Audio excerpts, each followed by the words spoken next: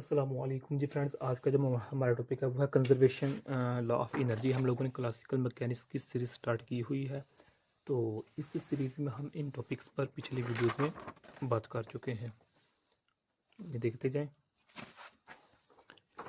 तो आज की जो हमारे पास वीडियो है वो वीडियो नंबर 19 है। इसका फर्स्ट पार्ट है फर्स्ट लॉ ऑफ कंजर्वेशन। तो इस पर बात करने की कोशिश करेंगे। तो आइए इसको स्टार्ट करते हैं। बिस्मिल्लाहिर्रहमानिर्रहीम सल्लल्लाहु अला मुहम्मद सल्लल्लाहु अलैहि वसल्लम। फर्स्ट लॉ ऑफ कंजर्वेशन है, फर्स्ट लॉ ऑफ एनर्जी है। ओके, तो इसमें हमने ये प्रूव करना है कि जो टाइम की होमोजेनिटी है वो आया हम एनर्जी की कंजर्वेशन लॉ को लीड करती है या नहीं। यानी कि जो homogeneity of time leads to a conservation of energy, ये हमने इस वीडियो में प्रूव करना है। ओके, तो प्रूव करना है। पहले ये देख लें कि लॉ ऑफ कंजर्वेशन एनर्जी में है क्या बेसिकली। जिस तरह आपके हमने कहा कि होमोजेनिटी ऑफ टाइम है जो कि लीड करती है कंजर्वेशन ऑफ एनर्जी को। यानी कि जो फिजिक्स के रूल्स होते हैं वो चेंज नहीं होते within a time. Okay, कि with the passage of time, time गुजरने के साथ जो फिजिक्स लॉज हैं, रूल्स हैं, वो सेम रहते हैं ऑल द टाइम। अच्छा, उससे पहले एक बात हमें पता होना चाहिए, होमोजेनिटी कहते किसे हैं। कि होमोजेनिटी जो of time leads to a conservation of energy जो हमारे पास है, होमोजेनिटी ऑफ टाइम है। ये होमोजेनिटी होता क्या है? एक्चुअली ये डिस्क्राइब करते हैं यूनिफॉर्मली एंड रेगुलरिटी को, टाइम के लिहाज से या स्पेस के लिहाज से। जो नेक्स्ट दो वीडियोस होंगे उसमें हम स्पेस को डिस्कस करेंगे। अब यहाँ हमारा टाइम है कि टाइम के लिहाज से यूनिफॉर्मली एंड रेगुलरिटी को डिस्क्राइब करने के लिए हम होमोजेनिटी को वर्ड यूज़ करते हैं। ओके, तो अब जो हो गया है इसको हम, यानी कि इन अदर वर्ड्स हम ये कह सकते हैं कि इस वीडियो में हमने ये प्रूव करना है कि आया जो मेरे पास एनर्जी है वो कांस्टेंट है या नहीं, या फिर हम इन्हें ये प्रूव करना है कि जो डी टी ओवर एच है ये कांस्टेंट है या नहीं। ये हमने प्रूव करना है। एक्चुअली हमने क्या प्रूव करना है, हम जानते हैं डी टी की q dot p is equal to zero तो है ही मेरे पास। ओके, और हम जानते हैं कि D over d t q dot p negative L, इससे कोई, इन दोनों इक्वेशन में कोई फर्क नहीं पड़ेगा। ओके, तो जब इसको हम सॉल्व करेंगे तो हमारे पास क्या बन जाएगा, डी, और ये कि किसकी इक्वल होता है, मेरे पास एच की इक्वल होता है, ये मेरे पास ज़ीरो है। ओके, तो अब इसका मतलब क्या है कि जो मेरे पास एनर्जी है वो मेरे पास कांस्टेंट है, ज़ीरो है, चेंज नहीं हो रही। ये हमने प्रूव करना है। ओके, तो इसको प्रूव करने के लिए हम सबसे पहले लेते हैं लैग्रांजियन। ओके, ये हमारे पास है, ये हमारे पास लैग्रांजियन है। ये लैग्रांजियन इक्वेशन नहीं है, ये लैग्रांजियन है। ओके, यानी कि जो हमारे पास एल है ये इज अ फंक्शन है। ओके, कि जो मेरे पास एल है ये फंक्शन है इंडिपेंडेंट कोऑर्डिनेट्स का, मेरे पास ये फंक्शन है। ये मेरे पास क्या है, जनरलाइज्ड डिस्प्लेसमेंट है। ये मेरे पास क्या है, जनरलाइज्ड वेलोसिटी है। ओके, और हम जानते हैं जो लैग्रांजियन है वो टाइम इंडिपेंडेंट है। ओके, तो लिहाजा यहाँ एक टाइम को इग्नोर किया जा सकता है। अच्छा, अब इसको हम यहाँ डिफ्रेंशिएट करते हैं। अच्छा, सबसे पहले इधर हम क्या करेंगे, डिफ्रेंशिएट करते हैं। आप ये डेल का सिंबल यूज़ कर लें या डी का सिंबल यूज़ कर लें, एक ही बात है। तो मैं डी एल लिख देता हूँ। तो मेरे पास चले पार्शियल यूज़ कर लेते हैं। पार्शियल, तो partial L over partial q dot D Q. चलिए इधर डी क्यू रहने दें। ओके, एक ही बात है, जो जो मर्जी यूज़ कर लें आप। तो ये हमारे पास हो गया, अल्लाह भला करे आप लोगों का। ये हमारे पास इस इक्वेशन को हमने डिफरेंशिएट किया तो हम इस तरह लिख लिया, कोई मुश्किल बात नहीं है। ये इससे कैंसिल, इससे कैंसिल, तो हमारे पास यही ऊपर वाला सेम आ जाता है। ओके, ये डॉट है। ओके, ये हमारे पास जनरलाइज डिस्प्लेसमेंट है, ये वेलोसिटी है क्योंकि डॉट है ऊपर, डॉट में ये शो कर रहा है। अब हम इसको क्या कर देते हैं, टी पर डिवाइड, टी पर डिवाइड कर देते हैं दोनों साइड पर। तो हमारे पास जो इक्वेशन बनेगी वो हमारे पास ये बन जाएगी, D Q over d T plus partial L over partial q, और ये डी क्यू ऊपर डॉट डी टी। ये मेरे पास इक्वेशन बन चुकी है। इसको हम इक्वेशन नंबर 1 का नाम दे रहे हैं।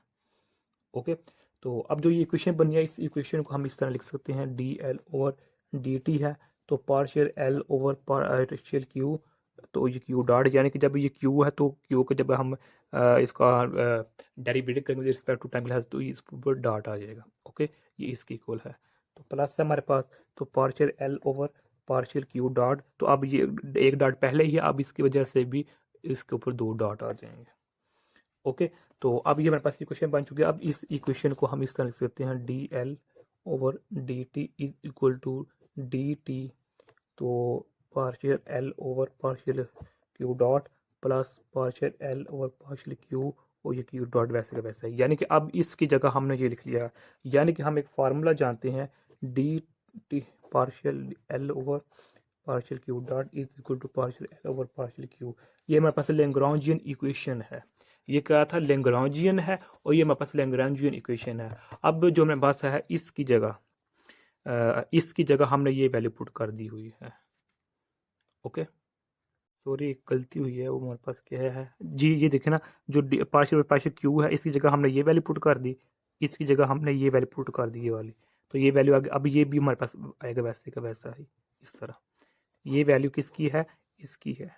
ओके, इसकी जगह हमने ये वैल्यू पुट कर दी हुई है। खैर, ये हमारे पास इक्वेशन आ गई। अब इसको हम इस तरह लिख सकते हैं, ये वैसे का वैसा ही रहेगा, तो डी ओवर डी टी, तो क्यू, तो partial L over partial q dot, ये मेरे पास फर्स्ट टर्म बन गई, मेरे पास सेकंड टर्म बन गई। कोई मुश्किल बात नहीं है इसमें, ध्यान से देख लिए। यानी कि इसको जब हम ओपन करेंगे तो इस तरह लिखेंगे, इसको जब हम क्लोज करेंगे तो इस तरह लिख लेंगे, कोई मुश्किल बात नहीं है इसमें। ओके, तो अब हम क्या कर सकते हैं, d L over d t is equal to d t q dot p है। ओके, यानी कि ये वैसे का वैसे ही आ गया, और ये क्या है, इसको हम इसके पी के इक्वल लिख सकते हैं। ओके, ये फार्मूला है, ये इसके इक्वल होता है, मोमेंटम के इक्वल होता है। तो अब इसको हम इस तरह लिख सकते हैं, d over d t q dot p negative L is equal to 0। जिस तरह मैंने स्टार्टिंग में कहा था कि ये लिख लें या ये लिख लें, एक ही बात है। ओके, वही हमारे पास आ चुका है। तो अब ये किसके इक्वल है, डी ओवर डी टी, तो एच इज इक्वल टू हमारे पास 0 है, और एच हमारे पास क्या है, इधर हमारे पास कॉन्स्टेंट है। ये एच क्या है, total energy of this system है हमारे पास। डन हो गया। तो यही हम प्रूव करना चाहते थे, जो कि हमारे पास प्रूव हो चुका है। ये हमारे पास जो फर्स्ट टर्म है, ये वाली प्रूव हो चुकी है। अब हमने इसको प्रूव करना है, क्या आया, जो हमने स्टार्टिंग में बात की थी कि ये इज इक्वल टू कॉन्स्टेंट है, 0 है, सेम है, और इससे को देखकर हम कह सकते हैं जो एनर्जी है वो भी कांस्टेंट है। हैमिल्टन को देखकर हम कह सकते हैं एनर्जी भी कांस्टेंट है। अब हमने ये प्रूव करना है, क्या आया जो हमारे पास एनर्जी है वो भी कांस्टेंट है या नहीं। इन अदर वर्ड्स हमने क्या करना है कि H is equal to E करना है। ये हमने प्रूव कर लिया हुआ है। अब हमने ये प्रूव करना है कि H E के इक्वल है, हैमिल्टोनियन एनर्जी के इक्वल है या नहीं। अगर ये इक्वल हो जाएंगे तो इसका मतलब है E is equal to constant हम लिख सकते हैं। तो अब इसको हम प्रूव करेंगे। तो प्रूव कैसे करेंगे कि हम जानते हैं हमारे पास ये फार्मूला है। ओके, ये फार्मूला ऊपर से लिखा है, इधर से लिखा है ये वाला। ओके, ये किसकी इक्वल है, H की इक्वल है। तो ये फार्मूला इधर हमने लिखा हुआ। अब हम क्या करेंगे कि Q dot partial L over partial negative L, यानी कि ऊपर वाली इक्वेशन, यानी कि जो मेरे पास पी है, पी की वैल्यू इधर लिख दिया हुआ। यानी कि ये देखिए, जिस तरह हमने ये है इसको पी की इक्वल किया था, अब पी की वैल्यू को हम इसकी इक्वल कर रहे हैं।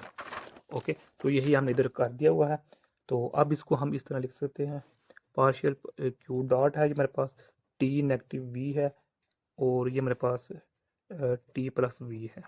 ओके, तो अब हम हमारे पास ये देखें क्या किया है, सिंपल कि जो एल की वैल्यू वो हमने पुट कर दी हुई है। एल हम जानते हैं क्या क्या है, L is T negative V है, टी काइनेटिक एनर्जी है, वी पोटेंशियल एनर्जी है। तो ये वैल्यू हमने इधर पुट कर दी। तो अब यहाँ पुट करेंगे तो बाहर नेगेटिव, तो यह नेगेटिव है, यहाँ पॉजिटिव है, ये हमारे पास आ जाएगा। ओके, तो ये क्यू डॉट है, ये याद रखिएगा।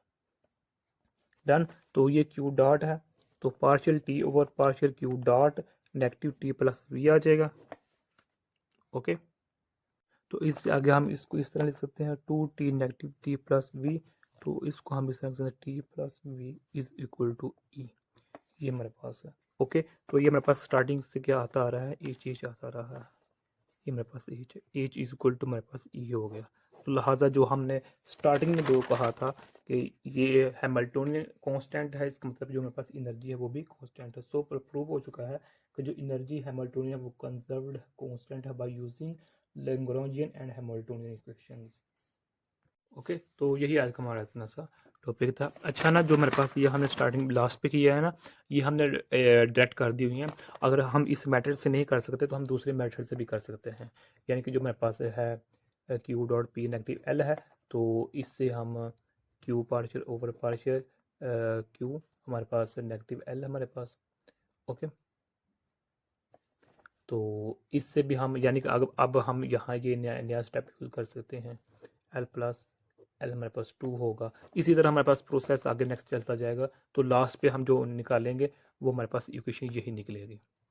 ओके, यही हमने प्रूव करना होता है। वो हम जानते हैं ये इसके इक्वल होता है, E is equal to T plus V, kinetic energy है, पोटेंशियल एनर्जी है, टोटल एनर्जी है।